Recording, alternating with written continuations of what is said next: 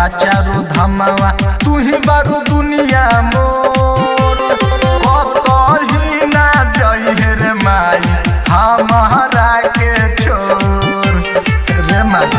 सुन तोहर चरनिया में बाचारो धमावा तू ही बारू दुनिया मोर कतही ना जइहे रे माई हमारा के छोर तोर कर्जा हम कैसे चुकाई मरे तोहरा जइसन प्यार रे माई कहवा पाई मरे अपन जिंदगी के सब सुख रे माई तोरा पलुटाई मरे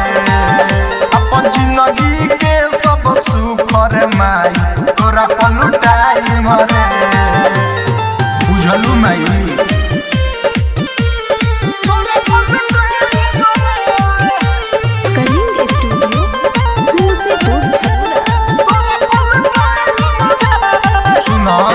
अपन खैलू ना खाना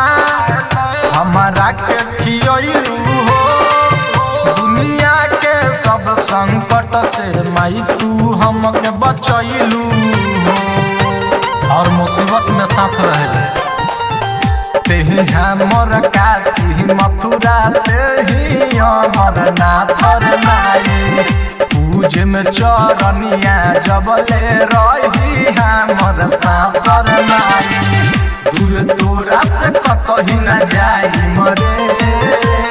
तोहरा जइसन प्यार रे माई कहवा पाई मरे अपन जिंदगी के सब सुख रे माई तोरा पलुटाई मरे अपन जिंदगी के सब सुख रे माई तोरा पलुटाई मरे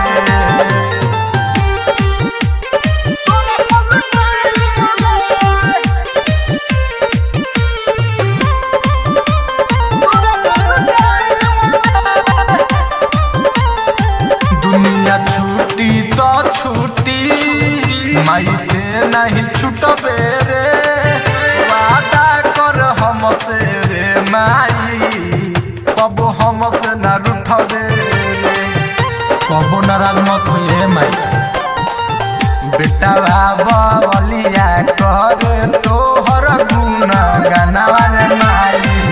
तेही हमर धरती बारे तेही आशा मानवा रे माई अपना जिंदगी में दुख न देखाई मरे तोहरा जइसन प्यार रे माई कहवा पाई मरे अपन जिंदगी के सब सुख रे माई तोरा पलुटाई मरे